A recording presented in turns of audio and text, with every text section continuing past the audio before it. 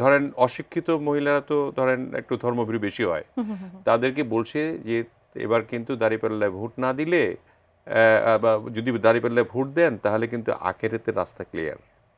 তো এরা তো অশিক্ষিত মানুষ। জামাতে ইসলামী বলছে যে পিআর বাস্তবায়ন না হলে নির্বাচনে অংশ নেবে না। জামাত যদি নির্বাচনে অংশ না নেয় তাহলে আসলে রাজনৈতিক সমীকরণটা কোন দিকে যাবে? আপনি লিখে নিতে পারেন, তারা এই পিআর করতে করতে 300 আসনে তারা ইতিমধ্যে নির্বাচন শুরু করে দিয়েছে, এবং নির্বাচন শুরু করে দেওয়া মানে তাদের প্রার্থী সবগুলোকে তো দেওয়া হয়েছে 300 আসনে।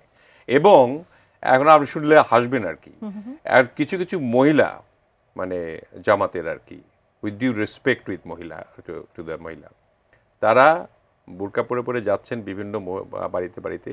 আমার এলাকাও হচ্ছে এরকম যে ধরেন অশিক্ষিত মহিলারা তো ধরেন একটু ধর্মভীরু বেশি হয়, তাদেরকে বলছে যে এবার কিন্তু দাঁড়িপাল্লায় ভোট না দিলে বা যদি দাঁড়িপাল্লায় ভোট দেন তাহলে কিন্তু আখেরাতের রাস্তা ক্লিয়ার।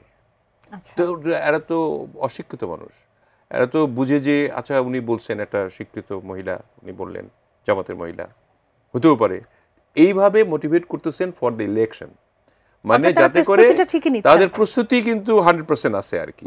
এবং তারাই প্রথম কিন্তু নির্বাচনের কথা বলেছিলেন, ওই জন্যই বললেন যে দ্বিচারিতা, মানে একবার এক এক কথা বলা আর কি।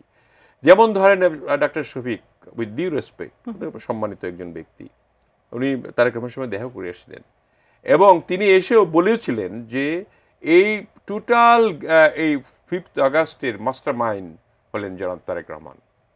তিনি নিজে বলেছেন, ভিডিও আছে।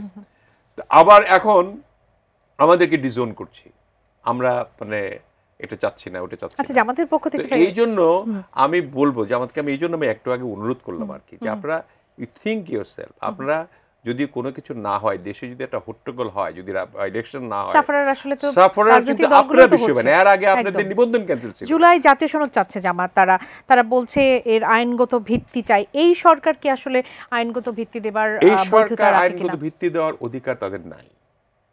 এগুলি আইনগত ভিত্তি দিবে আপনার জাতীয় সংসদ, নির্বাচিত সংসদই দিতে পারে এগুলি।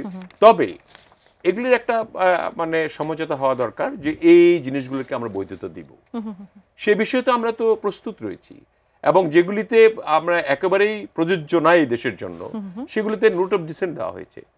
এবং এইটার মধ্যেই সবার মত তো এক হবে না, সব রাজনীতি দলের ভিন্ন মত, সেই তার মধ্যেই এই দেশটা কিভাবে ভালো চলে কম্পারেটিভলি দেন বিফোর, এবং স্লোলি এটাকে রিফাইন করে একটা ভালো দেশে পরিণত করা যায়, সেটার জন্য আমরা একটা নির্বাচিত সরকারের সময় এই সব কিছুই আপনার সংসদে এটাকে আপনার অন্তর্ভুক্তি করতে হবে।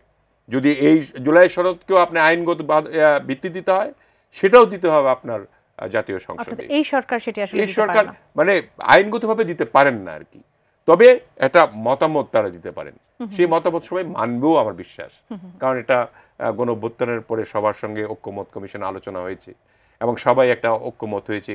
আর যদি মানে যারাই সরকার গঠন করবে, যারা মেজরিটি থাকবে, তারা যদি না করে তাহলে মানুষ তো তাদেরকে আবার অপছন্দ করবে।